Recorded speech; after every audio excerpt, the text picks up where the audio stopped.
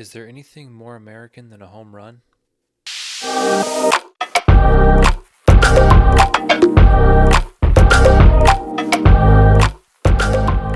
Welcome back to the Green Means Go channel. It's your host, me. As always, thank you guys for stopping by.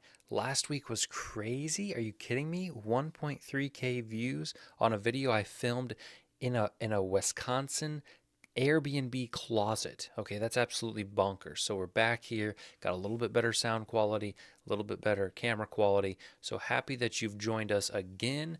But I do thank you for that support.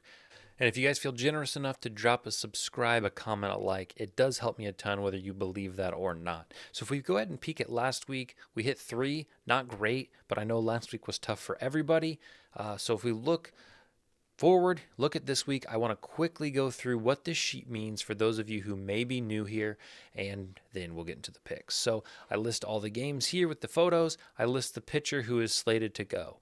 I list the innings they've pitched this year and the home runs they've given up. I then do some math over in these two columns. It tells you how many home runs per inning that equates to and how many home runs you can expect if they pitch 5 innings. It's color coded. Red means they're better than the league average. Yellow means they're at average. And green means you should probably target them.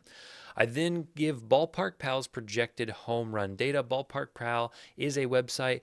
It's a guy who runs a model for baseball, and I think it's a valuable tool. So this shows how many home runs he projects in the game. The home run percentage increase is taking all of the weather, the pitcher, the batters, everything, and saying, given scenarios in the past that look like this, how many home runs can we expect to the average? So the higher the percentage, the more home runs we can expect. And then finally, I give it a grade A through F. A means I expect 4 to 5 home runs, B 3 to 4 home runs, C, etc., etc. So I target A and B with the limited version. If you have the unlimited version, I'd play it all the way down to D, honestly. Lastly, I pick 2 things, A team and B team. B team has done better. I can't tell you why. A lot of times I go A team, which is maybe a more conservative pick, a guy I like, and B team is more of the value pick, a guy that I think could hit one, but maybe not be your first choice. So that is how this sheet is read, and let's get into July 4th, Dinger Tuesday. Early start. This game is at 11 o'clock. Right now it's 7:38, so be sure you get on these quick. Tyler Stevenson and Corey Dickerson are 2 guys who I think have the ability to hit home runs, and at almost 7-1 each, I think it's a great opportunity. Park looks good. I may get to this with a limited version, but I don't think you can go wrong in this game. This game is another afternoon game. Kyle Gibson and Clark Schmidt on the mound. Decent pitching, but park factors in New York are going to be great. It's going to be warm. Wind's going to be blowing out. And I like the Aaron Hicks revenge game. Plays for Baltimore now. Used to play for New York. 8-1 is a fantastic price on Aaron Hicks.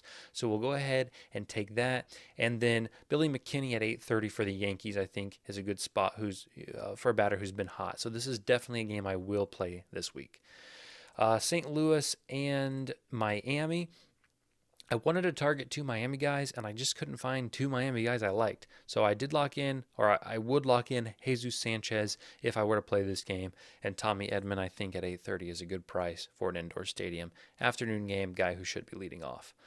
Now, this game is odd. It doesn't have a projection right now because Murphy is not technically verified as the starter.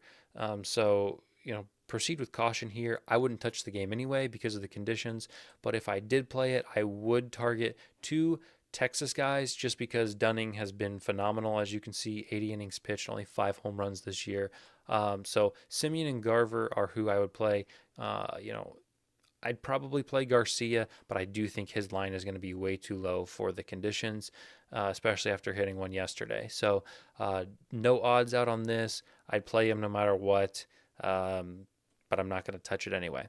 Greinke and Maeda for a game in the Twin Cities. MJ Melendez and Max Kepler both sitting about the 4.5 to 1 range. Pitching not superb. Conditions should be good. Not a game I'm probably going to play, but if I did, I'd take these 2 middle of the pack guys. Kyle Freeland and Belak here for the Astros. Pitching's not great here. We should get 4 to 5 home runs, I think, in this game. Houston was hitting some yesterday.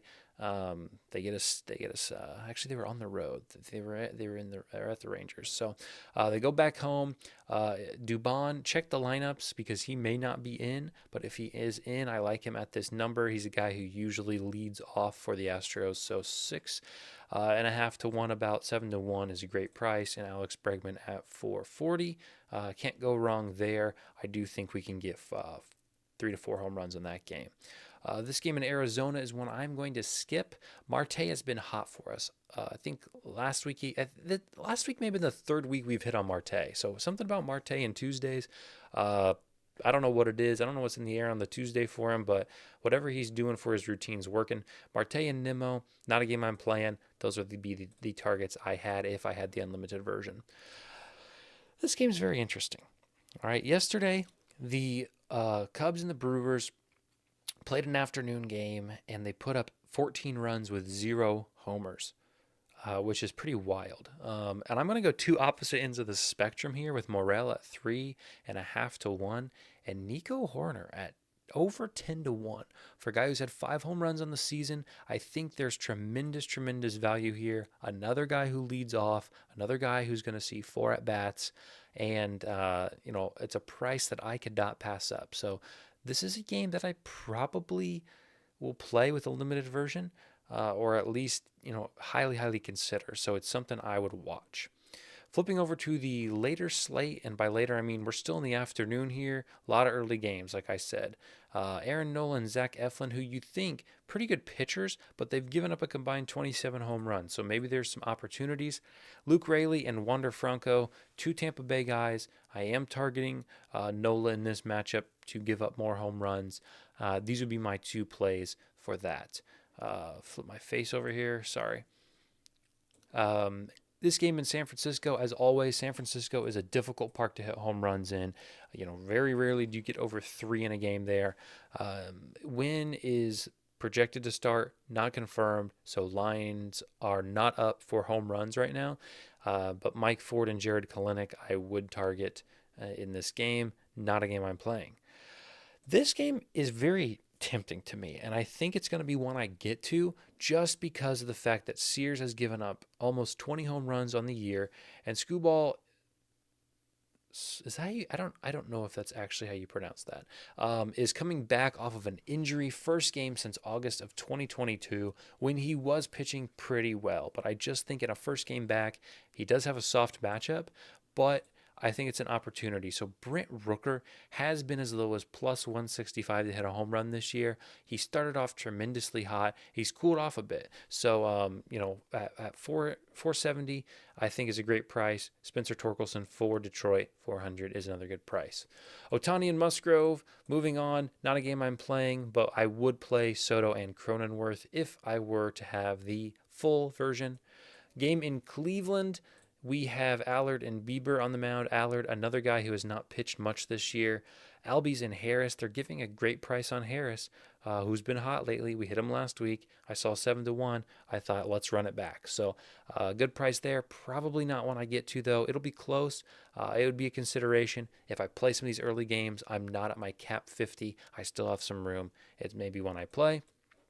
Game in Chicago, we got Bassett and Giolito, who've given up exactly 16 each on exactly 99 innings. So kind of interesting how mirrored they are there.